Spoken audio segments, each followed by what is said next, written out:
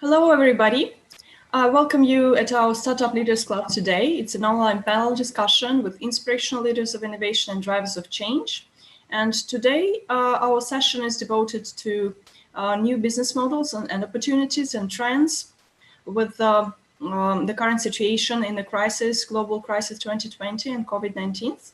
Lockup is now lifted mostly of the countries. And now I would like to start with a brief introduction of ourselves as co-moderators and speakers. My name is Nadia Nesterova. I'm an independent director of the board of the National Alternative Investment Management Association and an advisor to a number of leading GPs, private equity, real estate, venture capital and hedge funds. And my co-moderator today is Giampaolo Parigi. Giampaolo, could you also introduce yourself briefly? Yes, good day, everyone. I'm Giampaolo Parigi, and I'm an investor and a private equity specialist, a venture capitalist, and chairman of a single-family office. Thank you, Giampaolo. And Elizabeth? Hi, my name is Elizabeth Brayman. I am a serial entrepreneur. Previously, I was an early executive at a company called Realty Mogul. We were a Series B stage prop tech, fintech company, raising capital online for syndications and REITs, and most recently started a new venture with my co-founder in the prop tech space called JoyHub. We're at joyhub.io, and we help owners and managers of rentals and multifamily properties to engage with their residents. We have a data-driven approach to assist with remote management, and we're in the process of launching that company right now. Thank you so much, Elizabeth. And Sean, could you also join our panel? Certainly. Hi, everyone. Sean Yeager. I am Vice President of Sales for DataSwift. We're headquartered in Cambridge, UK. I'm in the US in Nashville. My background is roughly 25 years in software infrastructure and digital media, from Microsoft to Accenture to a number of early stage software companies, some of my own. DataSwift, in essence, provides essential tools to give, take, and use data responsibly. And so simply put, we offer technology that stores personal data, provides for legal ownership of that data by the individual, and makes these data accessible and usable through automated legal contracts by numerous parties at scale. Happy to be here today. Thank you, Sean. And Leon? Hi, good day. I'm Leon Eisen, founder and CEO at Occiton Medical. I'm PhD in physics, and for the last 15 years, I was fortunate to be involved in development of many medical devices.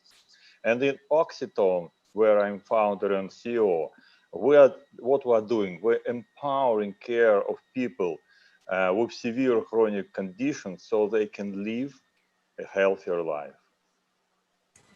Thank you, Leon. And Thomas? Yes, good afternoon where I am, morning and evening wherever the watchers are. Tom DeLuca, until very recently, the Chief Executive Officer of AMP Credit Technologies, Hong Kong and UK company focused on digital transformation for SME lending, merchant payments. My background and expertise is all on merchant payments, small business lending, consumer finance, basically building technologies that allow banks and non-bank financial institutions to perform their transactions better, ideally more automated, less paper-based. So very pleased to be here. Thank you, Thomas. And today we're discussing the emerging trends, opportunities, and maybe some new points of disruption in the industries. So the situation is gradually changing from what we had maybe 3 months ago. Do you have any observations on the recent changes, Leon, in your own business? What new are you focusing on? Yeah, really, I feel a serious disruption what happens, and mostly on side of our customers. And for example, if a year ago our cycle of sales took about a year, even more, and just to become vendor of some medical system hospital, it takes a lot of time and a lot of negotiations and stressful.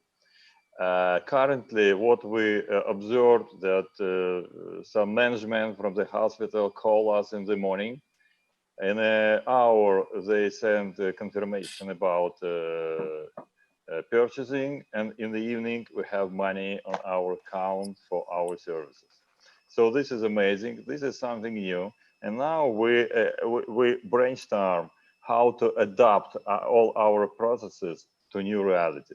That's very interesting. It's accelerate all sales, accelerate all capabilities for startup companies, because things like brand, very deep verification, validation, all these things not so much important today. And what's important, how we can deliver value. Thank you so much, Leon. And Lou, would you also introduce yourself and the company? Sure. I'm Lou Kerner. I'm with Crypto Oracle, and we're a crypto VC, and we spend a lot of time building community. We really think community is the biggest difference between crypto and everything that came before crypto. Most well known on the community front for starting Crypto Mondays, which is a meetup, crypto meetup that's been held in 57 cities around the world. What are the recent changes you observe in your own segment currently? Well, the area that we've been most focused on over the last few months, we tend to focus on the areas in crypto that are going up and to the right. The first area we spent a lot of time on was speculation in Asia. The second was DeFi, and now the third is stablecoins and central bank digital currencies. Thank you, Lou. And Thomas, what are your observations in your own segment? Well, the result of COVID has dramatically, or will dramatically, change our segment, the banking, consumer, small business banking sector, particularly in the markets in which we operate, which again are a lot of the emerging markets in Asia. But frankly, even here in the UK, where I am, too much banking is still done manually with paper. And when we end up with situations where banks are told to work from home, quarantine, small business owners can't go out to the bank to apply for much needed loans. You have bank staff who now need to be significantly separated from each other. We have a situation where I think the entire banking sector in which we operate is going to be dramatically changed as a result of this. You'll have seen the headlines in any part of the world just 8 weeks ago, where all the governments, from the US government, I think the best headlines, when they were pushing out small business loan assistance, and small business owners couldn't get on to the websites. The websites were crashing. In Hong Kong, which is one of the markets in which we operate, you can't apply online. You had to go to the bank branch, specially situated, specially sanitized bank branches, to hand in your loan application. But of course, the bank staff wasn't in a position to swallow that. So, from our sector, what COVID situation, pandemic has shown is really the extent to which banks have failed to digitize, to use the last decade since the last crises affecting small business consumer bankers. The need for automation, digitization, distance business. And we fully expect a very profound round of investment in this sector in the coming years, once we get to, I think, the other side of the current pandemic situation. Thank you, Thomas. Elizabeth, if you take a look at your stakeholders and you compare where they stand now in terms of their posture as opposed to where they were before the COVID started, do you notice any realignment differences? Can you tell us what's going on? Yeah, great question. And big differences from each stakeholder to stakeholder. So the smaller operators, they generally speaking are at home right now and looking and having more time to focus on technology. They were the more tech averse or more use less technology than our larger operators. But being at home and seeing that they have more time to focus on remote management tools, I think that's been interesting how much more they've been embracing the concept of how do you set up automated workflows and process where you don't have to go out to your units, you can manage them from your home and still provide your residents with the services that they need and still keep your units. It's very important, obviously, for them to keep their units full and to keep their residents happy. So using remote tools like ours, that I think has been really a strong value proposition for smaller operators. For larger operators, we've seen that they're in a bit of a very uncertain period with collections. So that's become much more of a focus for them on making sure that month to month their collections maintain some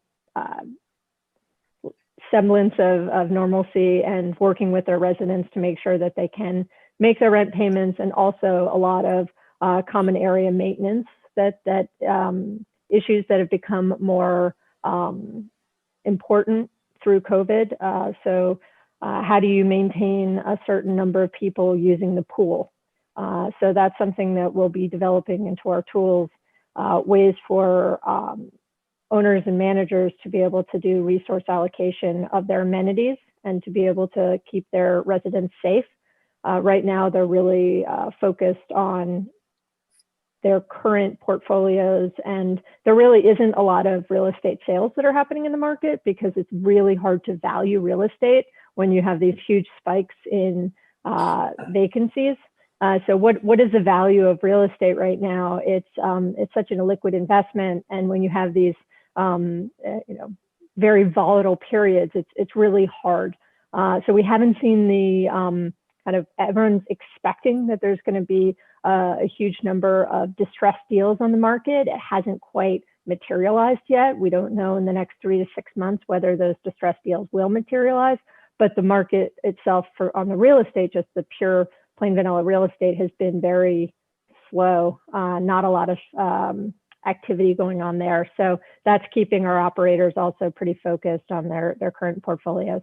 And finally, the third stakeholder would be investors in the PropTech landscape.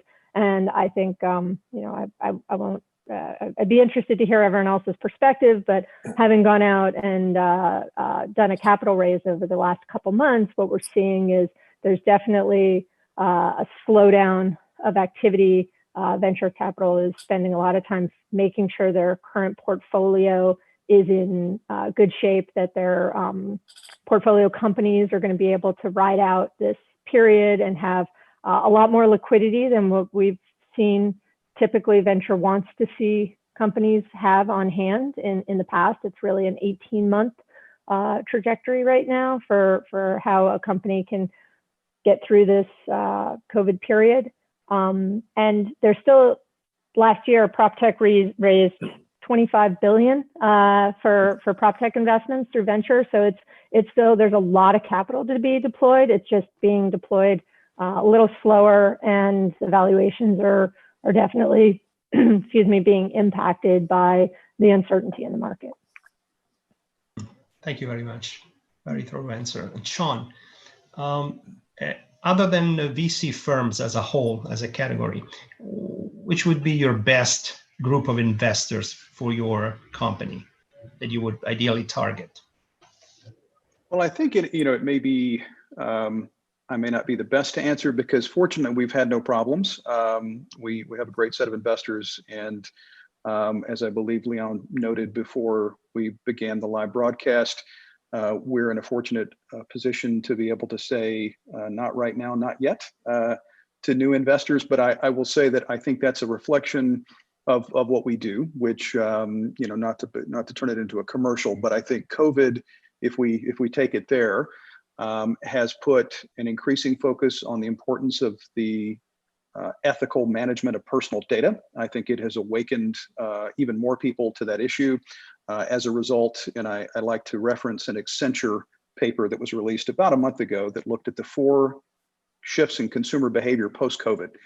And one of them, which will be of no new news to many of the panel, are everything as health, right? And that most all of us now are looking and evaluating any solution, any product, any new purchase, B2B, B2C, whatever it may be, as how does this impact the health of the populace? And so as a result, given that we are an infrastructure product that powers the ability to safeguard and still make mobile that personal data, we are fortunate to be in a very strong position. Thank you very much. Yeah. And Thomas, what do you think are the areas of disruption in your segment? So you named a few. So what should be in the focus of startups and investors in your segment? So how to invest into new teams, new companies to accelerate the process, and what to do in the startups themselves to adjust more to the new reality. Okay, a couple of questions there, which I'll try to keep it short, like the whole session on those, I think. There's a significant amount of opportunity. Obviously, the last decade has been marked by fintech in one way or another, consumer-driven fintech that we would recognize by our mobile phone, of course, and the changes that has made. But on small business banking, other forms of transaction processing, which historically have been paper-based. And as I was saying before, the COVID situation, forcing people to work from home, forcing the customers of the banks to stay away from bank branches, has really highlighted the extent to which digitization, core digitization of engagement between financial institutions and their customers, and indeed even within the financial institutions, the departments themselves, there's a strong need for automation of workflows and customer engagement management. Within all of that, we can go a lot further. Obviously, my specialty has been around small business finance, merchant payments. Just on the merchant payments segment, clearly COVID has pushed cash further out. It has been an ongoing trend for a very long time, certainly in the last decade, to move away from cash transactions to electronic transactions. A number of us are from the US on this call. Or other advanced economies. But again, most of the work we do is developing economies, emerging markets where cash is still very much prevalent in terms of the work that's being done, transactions being done. In a COVID situation, that's very difficult to manage, very difficult to store. They still don't know how long COVID virus lasts and lives on paper bills, for example. So there's going to be, I think, a big move to push more small businesses to merchant payments. And of course, that opens up a whole host of other downstream opportunities. One of the problems with merchant payments for small businesses, particularly in emerging markets, is the cost of automation onboarding, AML, KYC checks, which are required in every country, particularly where that's paper-based, paper-driven, your passport, your government ID, utility bills. And those need to be reviewed in original form. There's a strong need for automation of AML, KYC, frankly, any kind of account opening. When it comes to small business finance, and since part of this discussion is forms of investment, there's a significant pool of capital out there that wishes to be deployed as loans. I had a discussion today with one of the investment banks looking to place significant amounts of money with fintech companies who could deploy it to small business loans, to secondary mortgages in certain markets, consumer finance. So there's an awful lot of capital out there looking to be deployed by fintech companies. The trick, I think, in many of the cases will be for the fintech company to have a superior cost of client acquisition. When the cost of capital is driven down because there's so many big firms wishing to push money out into the market, then that cost isn't so much of a competitive advantage one versus the other. But the cost of bringing on good quality clients to whom you could lend that money out is where there's a lot of opportunity for arbitrage and people who specialize in particular markets. In fact, even the property market would be, for example, if you specialize and have an informational advantage in a particular segment, that would allow you to do better credit risk and a much more efficient cost of customer acquisition. There's going to be a significant opportunity to push more money out into the market there as well. So I can keep going, but let me stop there for now. And Sean, you wanted to comment as well? I would, I asked this to stimulate conversation, but also because I'm quite curious, Tom. We do a fair bit in financial services and fintech, and what I'm seeing is a lot of movement, a lot of momentum in so-called challenger banks. The upstarts like Revolut and others, which we see far fewer of in the U.S. versus the U.K. I'm curious if you see much of a delineation between the incumbents going through those transformations or that capital flowing mostly to the so-called challengers. Very interesting. Part of it depends on the market. Obviously, the UK some years ago was very aggressive in terms of trying to promote challenger banks. Historically, it's been the big four, big five banks. And after the last financial crises, there was a strong desire to create competition. So the FCA, the UK government, went out of its way to really promote new entrants into the banking sector. And those were the challenger banks, which are very tech-centered, automated technology for AML, KYC, and some great products. Again, I'm here in the UK, and I say I am a Revolut customer. It's a really slick product set relative to some of the incumbents. But I could also say on the broad base, I mean, we sell technology to challenger banks. It's great when a lot of what I've sold to over the years has been the established banks in many markets, where the challenge for them is the inertia of bringing a new cutting edge technology over an existing work stream, existing legacy infrastructure, as you say, given respect to data privacy, workflows and such. So it's always a bit of a challenge to bring in a sale to an established bank. Conversely, when you have a blank slate in a challenger bank, you could sell them a whole kit because there's nothing there from a legacy infrastructure. So there's definitely demand there.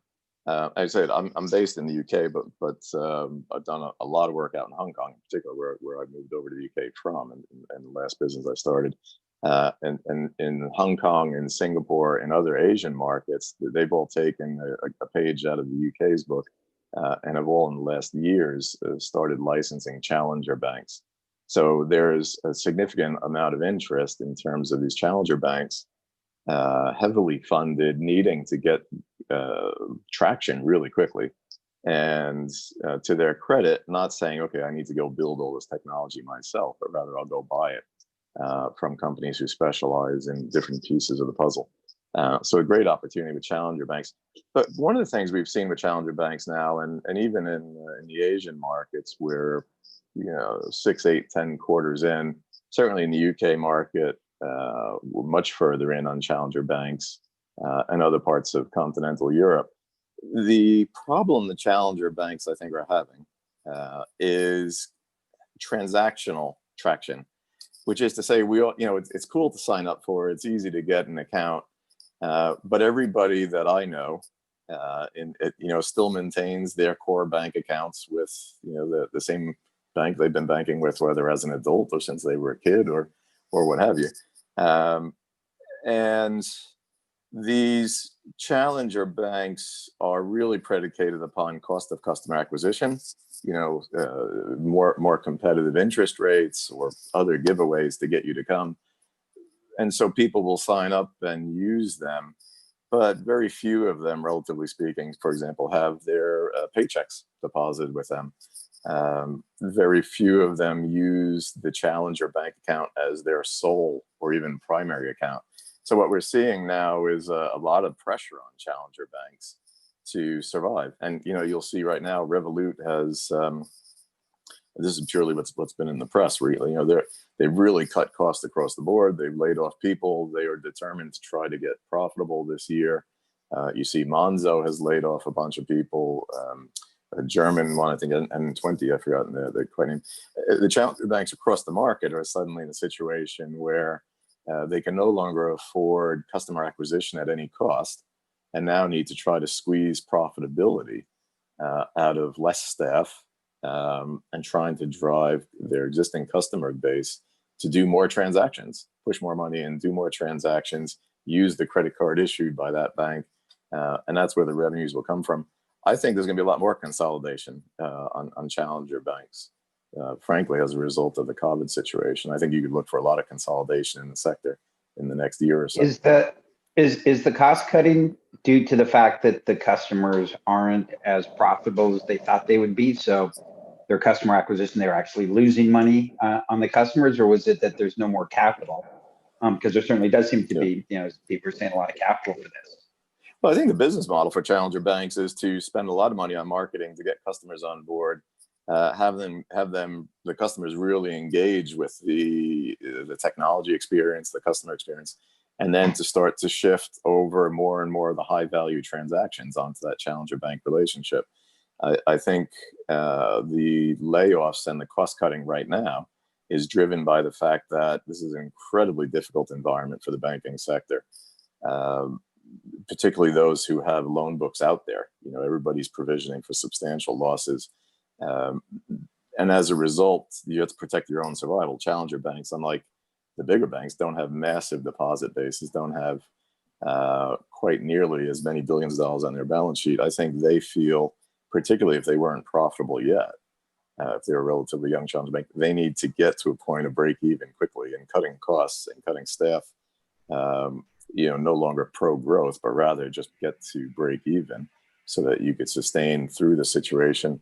At the same time, trying to promote your existing customers to engage more and transact more, make more profitability out of each relationship you have. I think that's exactly what's going on right now. Let's pass one moment to another topic, which is prop tech. Elizabeth, you've been active in the space out of the United States. What do you think are the most important areas for growth geographically outside of the US right after?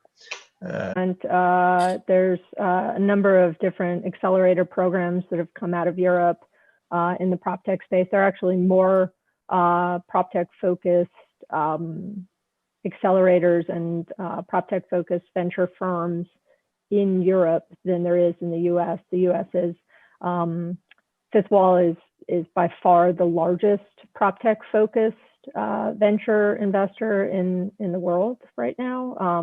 They've just raised tremendous amounts of money and have an LP base of strategics that's unparalleled. But there is a lot of interest in Europe and other areas where there's a lot of commercial real estate, a lot of urban areas. I think there's a significant amount of shifting and changing of the way COVID is going to have, and someone said this, and I won't take credit for it, but it's really true. Everything that, all the impacts on commercial real estate that we've seen from COVID would have happened anyway over the next 10 years. They all just happen really, really fast. So all of the impact on work from home to office, all of the impact on online delivery to industrial and to retail, all of that was going to happen anyway for the most part. But the fact that COVID just accelerated it so dramatically is causing prop tech to relook at a lot of the business models that previously had been hot in the last 12 months. So co-living and co-working now has to have a different tenor to it because safety and is such a tremendous concern. But that, as with all major disruptions in marketplaces, there's still a lot of really interesting things happening that are addressing the COVID situation very, very quickly. So there's been a lot of pivots of companies that previously had a non-COVID friendly business model, which now through some slight tweaks are now becoming more responsive to the new paradigm. And what we're seeing in our business is that certain positioning is more receptive, more received. So really talking about remote as opposed to 6 months ago, it was all about the resident experience and really elevating that. And now it's how do you work with the resident with communications and safety and responding to their concerns. Their needs have changed overnight in really dramatic ways.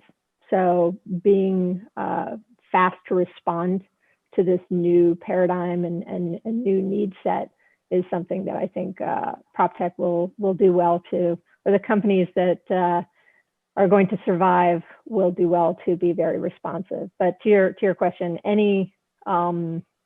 Europe has just been at the forefront of that, and in large part it's just due to the large commercial real estate concentration, because most PropTech is obviously both commercial real estate and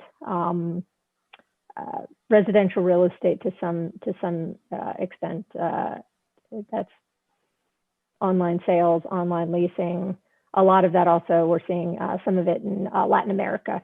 So some new PropTech ventures are coming out of Latin America as well. They're pretty interesting. I'm curious, Elizabeth. I mean, those of us in software like to look at everything as a service, right? We love to put some new letter in front of AAS.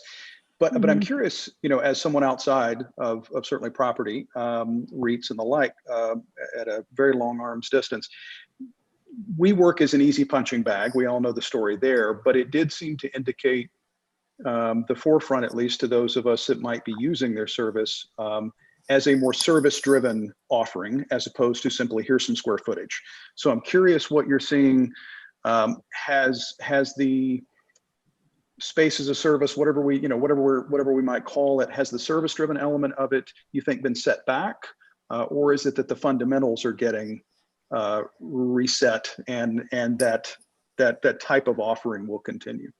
I think the type of offering will I think it's going to continue. I think the service needs of the customer have changed. That flexibility, which is what we've seen, technology is allowed for a much. The reason why most operators haven't been particularly flexible with lease terms over the past many decades is because operationally they just couldn't handle that.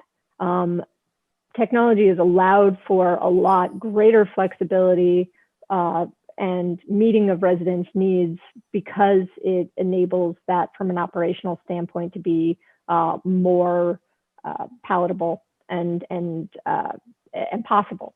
So I think that to your point, we've reset the expectations of consumers, meaning your residents and your tenants, that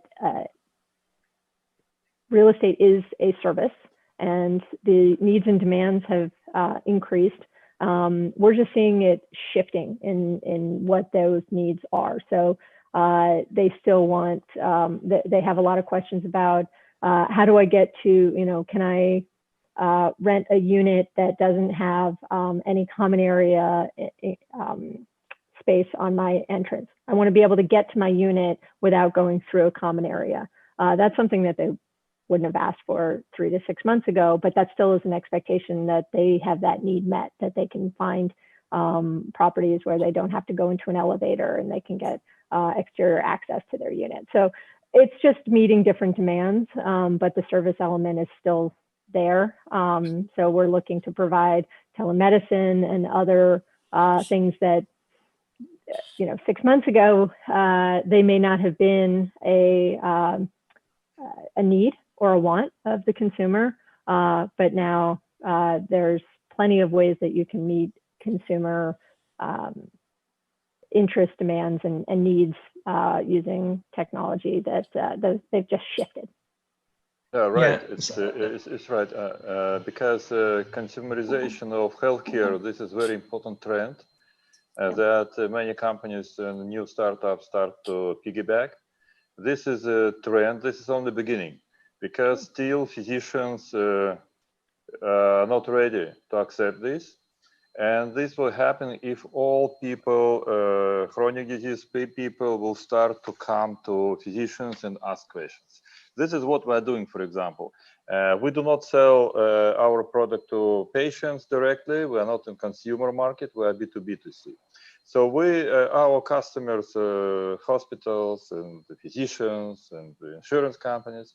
But what happens, interesting fact, a lot of patients just apply to us directly and ask where we can use your services, where we can buy your devices, how we can connect. And before we just didn't answer this because it's not our market. But recently we changed our policy. Recently, 2 months ago, we changed our policy dramatically. And we say, go to your physician and tell him, I want Oxetol. I cannot live without this. I like it, I want this. And ask physician, call us. And so this is some interesting marketing approach that also change of business model that enables to create some movement, advocates, patients advocates movement to penetrate into the market and change mind of physicians. So currently we have about 2 companies applied to us and ask us to be admin for their patients, because patients came to them and said, we're gonna use this product. We cannot live without these because we want some passive monitoring. We don't want to be actively involved in our management, everyday management, and we want just keep data with our caregivers, and we want to help. So that's very interesting. So and another story is about monitoring, remote monitoring. That's also very today this trend is raising, but a lot of noise currently in this. So I talked to many companies. They said every day many startups call us and offer some remote monitoring solutions. And actually, they all are the same. I still cannot understand the difference between Teladoc, American Well, all these companies. So there is no any difference, and not in value proposition, maybe in technology a little bit, but I still don't understand all this difference. So still we are waiting for some company like Livongo, by the way. They really make difference and make consumerization of remote monitoring and care. You know, what I think so interesting about that for all of us, perhaps, is the degree to which the distribution models are changing, and what would previously have been considered, I think, channel conflict, which you've touched on, Leon. You know, there was a time, I presume, that you wouldn't have dared gone around, not to speak for you, but it would have been in bad taste, bad form to go around a hospital. But I think the urgency, the very valid concerns, the distress, quite frankly, that consumers, that citizens are facing, I think is forcing the hands of a lot of companies. It's also creating, I think, a tremendous amount of opportunity that we're seeing in some large global 2000s to introduce offerings, to introduce products that they would have not dared to introduce themselves because it would have been downstream, B2B to C, and they now see an opportunity, I think, to go direct. Thank you very much, Sean. Thomas, coming back to merchants finance. I mean, you were in England, and you know, London's got a lot of financial connections with Hong Kong. Merchants finance has been a big business in Hong Kong and Southeast Asia in general. What do you see happening in that space as a result of what's going on between Hong Kong and the motherland? Sure. Well, to be precise, when I say merchant payments, I'm referring to the credit card industry. We have the card issuing relationship, and then you have the merchant relationship with its acquiring bank. So merchant payments in that context is typically a business to consumer type of transaction. And I don't think that's what you're referring to. It sounds to me you're thinking more of merchant banking or transactional finance. Certainly the trade corridor between the United Kingdom and Hong Kong is very one on traditional logistics, transportation, major shipping, finance. It's a very, very interesting time. Just in the last couple of weeks, of course, China has introduced the new national security legislation, which will allow them a direct hand into the government of Hong Kong. Obviously, you may know that when the handover happened, it was supposed to be 50 years of basic law, which was one country, two systems. That was supposed to guarantee Hong Kong a significant degree of autonomy from the manner in which the PRC managed call it the mainland, if you will. So right now, this is really interesting. Today is actually the anniversary of the first major set of upheaval that rocked Hong Kong just really the entire second half of last year, when people got upset about effectively an anti-extradition law as an infringement on that basic law. The current situation just a few weeks ago during the Communist Party's annual session, I've forgotten quite the name of it, was to introduce direct legislation to allow Beijing to have direct involvement in the territory's affairs. That's a simplistic statement for certain. But the reaction has been great concern about whether this means the end of the basic law, the one country, two systems model. And specific to the UK, you have the Prime Minister Boris Johnson saying that if that were to occur, that the UK government would potentially seek to implement a program to allow as many as 3 million Hong Kongers. That's quite a stir. When you're talking about a population of 7.6 million people, if 3 million of them were suddenly to get effective citizenship into the United Kingdom, in a post-Brexit environment in particular, that could be very, very interesting. So yeah, you ask a great question, very, very timely given current events. But in general, the trade corridor between the UK and Hong Kong has been exceptionally strong. There really is a special relationship. Prior to the shutdown, obviously for COVID and the lockdown here in the UK for 12 weeks, I would be back and forth between my home here in the UK and Hong Kong literally on a monthly basis, 2 weeks on, 2 weeks off. And you'd meet the same people in the airline, in the airport, and lounge on the same planes. So this effective corridor between the UK and Hong Kong has always been very, very strong. And I envisage that will continue because it's, Hong Kong is such an important logistics, trade, and finance hub into Asia, into mainland China as well.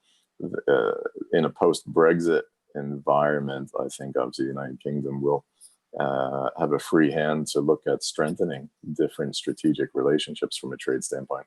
So I think we're going to be entering a very interesting period of time as well. Yeah, I think we'll dedicate a special session to that because it's such an important topic that it would need more time to be addressed. But I thank you very much for this comment. Leon, Elizabeth mentioned one of the first industrial victims of COVID being real estate. We know that. And what do you think the healthcare industry can learn from the demise of the real estate industry in order to avoid mistakes that could compromise part of the integrity of the industry as a whole? Nobody could avoid mistakes. If we are starting something new, we are doing mistake by definition. And failure is the fundamental of growing, of success.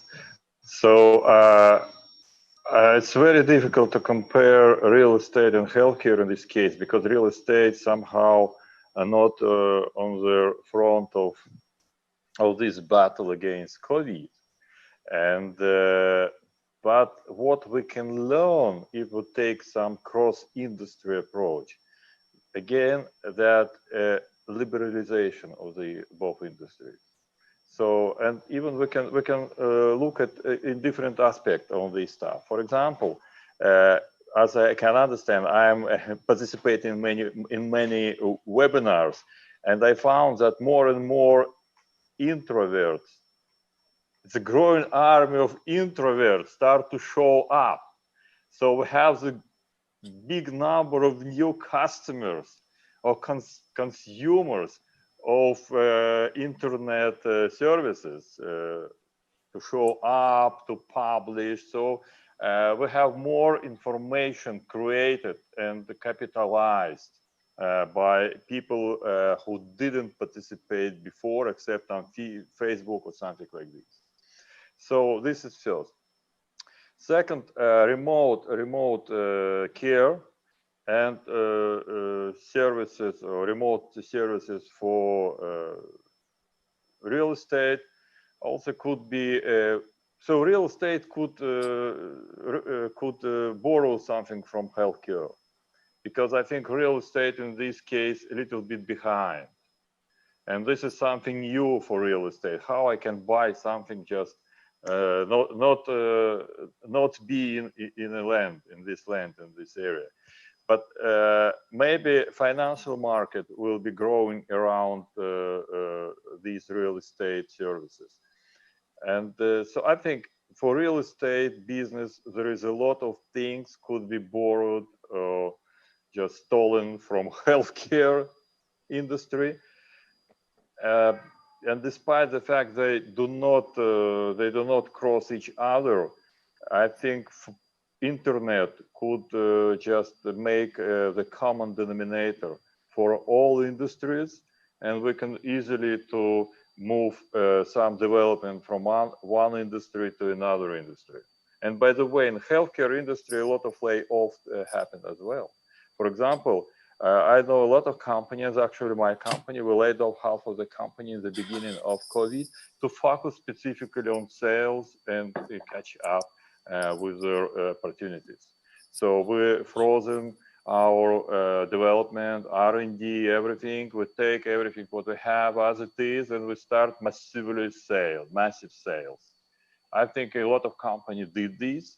So again, what is common denominator? All industries did laid off except Zoom, and and start growing somehow, taking new approach and from new bases. Thank you. And Lou, what would you like to add to this point? The fact that, the mistakes of the real estate industries, I mean, a lot of investors even didn't read the signs because, that was a storm waiting to happen. The fact that, telecommuting, smart working was already in the marketplace, and it's not a novelty of COVID. What would you like to add on this point? Yeah, well, look, I was just looking at a survey from NFX that they just released of firms that have gotten VC money and what their plans are, and not surprisingly, those that had no telecommuting are now, a lot of them are offering telecommuting, but the biggest shift was from, some people can work offsite to, a lot to everyone can work offsite. So we're going to see dramatic change. I mean, I actually believe we still have no idea what this is going to be, what the impact is going to be, what somebody who has COVID, how ill are they going to be, when's there going to be a vaccine. So yeah, I think you're going to just continue to see changes in people's expectations of things like, co-working or office buildings and things like that. But the only thing that we do know for sure is that, this just accelerated everything, as lots of people have already said. That's already happening, and it's probably good for, from a business standpoint, for almost everybody on this call. For me personally, the biggest thing that I've changed is a community builder. And we run this meetup across 57 cities. Obviously we couldn't do meetups anymore, so we moved it into virtual reality. And I think that's another technology that I think we'll look back and say, that this is really the moment where, virtual reality went from very slow growth to going like that, because the technology is already there. But there wasn't really a demand for it. For the services similar to kind of like Zoom, and now you can't even get a VR machine. Oculus is sold out all over the world. And so I think, changes like that, where you're going to see whole new industries, I think, built around doing conferences in VR as an example. Obviously a tremendous time of economic devastation, but as a lot of people have also said, that creates all kinds of new opportunities. So I would add just that this is the best time, I think, to start business. We are in very uncertain situation, and this is the best time to start any business, whether this is real estate, healthcare, it doesn't finance, it doesn't matter what happens there. If you start business here and you have some vision and you can predict the trend, it's time to succeed, because I think in 5 years the landscape of business will be totally different. We will not hear anymore some companies that today on the top of the business, and the new companies like Livongo will come to the top of the business in healthcare, some companies in real estate. So it's a best time to start business and best time to articulate vision, because in uncertain time, the vision just get created and generated and will be better delivered in terms of value proposition. I think one of the best framings of this I've seen so far, there's a fellow I'm quite fond of, Balaji Srinivasan. He's a former Andreessen Horowitz VC, multiple exits rather. He frames this, as some others do, as the acceleration of the argument of cloud versus land at the nation state level, at the business level. And so, not to dismiss, of course, the importance of land and real estate, but rather that there will be an increasing bifurcation of those companies who can operate in a nimble, aggressive fashion via cloud, and those that are intrinsically tied to land. And then I think the other framing that is quite interesting is the green zone, red zone. So where in as much land is crucial, that those who are creating a green zone will obviously have much more value, much more talent, much more capital accrued to them, versus those, be they states here in the US or nations elsewhere, that have stumbled and may for some time be a red zone. We'll see a bleeding of talent, a bleeding of capital out of them. Well, I think also, one of the things that I started writing about in early 2015 as being a really significant problem is the concentration of wealth creation in tech, the concentration in what I refer to as FAMGA, Facebook, Apple, Microsoft, Google, and Amazon, and that it had been climbing very steadily for 4 or 5 years at an accelerating pace. And this just dramatically increased that. And so while on one hand, there is a lot of opportunity to start businesses, I think we should also be aware that increasingly it's getting, if data is new oil, which I believe, then basically every business in the world is adjacent to FAMGA and at risk from FAMGA incursion. And I think, I always say there's nothing constant but changing. You can look back, and at one point it looked like Amazon was going to be dominant forever and Microsoft was going to be dominant forever. But now, there's really nothing from any regulatory standpoint or any new emerging technology, at least, that I see, anytime soon having any impact on them, just, garnering more and more of the wealth creation. I think it's an excellent point. Thank you so much for the in-depth discussion today. We had a very good brainstorming session. So I would like to ask you to share the final piece of advice for our audiences, which are serial entrepreneurs and VC investors. Giampaolo, what would be your recommendation to go out of our today's discussion? Well, I think, we've heard very good comments today, and I possibly would remind everyone, investors particularly, to read the signals, because signals are there, very visible, but we sometimes deliberately decide to ignore them. This happens not only in business, it happens also in society. We've seen what we're going through also in the United States these days. Signals were there, and they were very visible, and they were well positioned, but again, we decided to ignore them. So I think it's, if there's a reminder for today's panel, let's look at the signals. Thank you. Thank you, Giampaolo. And Elizabeth?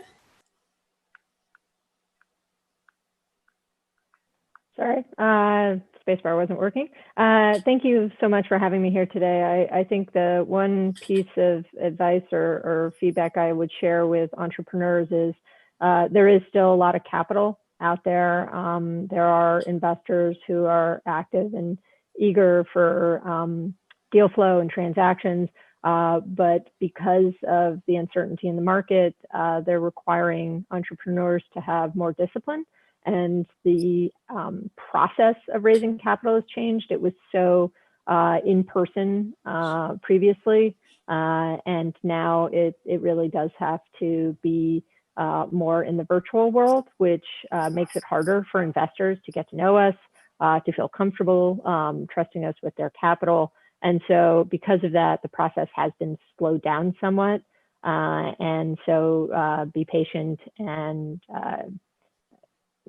stay positive. Capital is out there. That's what I would have to say. And I'll always address what's going on in the market. So address COVID because it is impactful no matter what in any business model. Thanks. Thank you, Elizabeth. And Sean?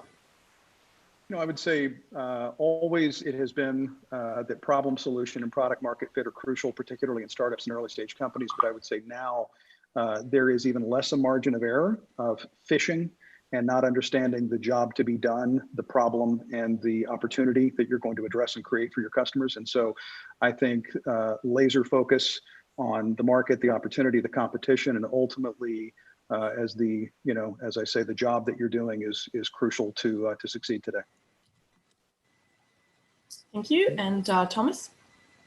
Well, look, I think we all know in great disruption is great opportunity. Yeah, the trick is, of course, to be able to find it and then execute it. For a brand new startup, obviously, pick your time well. I think it's highly likely that I think you need to anticipate that there'll probably be a second run of the virus. The World Health Organization is saying this isn't a 6-month thing or a 12-month thing, but more realistically, you should be planning for 2 to 3 years out. It's likely another 10 to 12 months before a vaccine gets into place. But depending upon what industry in which you're playing, this isn't something that comes September, it's all magically gone. So I think from an entrepreneur, purely startup standpoint, take into account enough money to get you through something which could be rather cyclical for some period of time. But also for broader investors, I think there's a lot of assets out there, distressed assets, as a result of the difficulties. Good businesses that went into the COVID situation, going into a growth environment, for example, overextended, or a good business unit that might be available or salvaged from a company that's been struggling. So I think there are loads of opportunities for an entrepreneur. You don't necessarily need to build it from scratch or write the first line of code. I think if you have the money and the opportunity and the gumption, there's plenty of opportunity. But I do think not necessarily you need to be patient, but I do think you need to consider that this is a new stage that we need to look at for, again, 12, 18, or 24 months. And I would just notice as we close out, this entire discussion has been dominated by COVID in the situation. If we had had this same panel a year ago, we would have been talking about the impact of the environment on our industries, which is in many cases a far more significant change of business model to many of the industries represented here today. And although that's no longer the immediate subject matter, because it's not what's making headlines today, when we're on the other side of COVID, we will certainly be back to discussing how does environment impact the property segment, medical, financial services and such. So, loads of risks out there, but of course, within all that, plenty of opportunity. And, favor fortune is the bold, so go for it. Yeah, thank you, Thomas. And today, by the way, we had a masterclass on sustainability in terms of climate change and environment issues. So it's still valid, and we are happy to discuss that as well. And Leon, what would be your piece of advice to go for our audience? Yeah, I think it's important to learn more about marketing and sales. And today, this is a crucial point because change environment changes. And if you don't know some tools how to market and how to sales and how to build a pattern of pitch pattern, that's nothing to do in this business today. Thank you, Leon. And Du? Yeah, I think a number of folks have already talked on this. One of my favorite TED Talks on startups was by Bill Gross from Idea Lab, because he started up more than 200 companies, 8 unicorns, and he did a data-driven analysis to understand the key factor driving success of startups. And he thought it was the idea, that's why I call it Idea Lab. After a few years, he realized it was all about the management, and he ran the numbers. And he found out that the dominant factor driving success of startups is timing. And this, I think, is going to shift the timing around of a lot of different things. And, so it's about, being able to stick around until, it is the right timing. And so, and figuring out how to do that. And I think without, it's always balance. You want to adjust to the environment and COVID and such, but at the same time, you don't want to shift everything and, and change your business from fundamentally what it is to address something that might not be the primary thing driving the markets in 6 to 12 months. Thank you, Lou. Thank you, everybody. So I welcome you to join different formats of our roadshows, pitch competitions, and masterclasses. So, and I announce our online roadshow, investments and pivots during pandemic, artificial intelligence, machine learning, and data, which we start in just half an hour. You can also see it available on our widget. And dear all, please join also our Startup Leaders Club. We have it 3 times a week. And we inspire you also to share some new formats of interaction between investors and serial entrepreneurs on our platform. And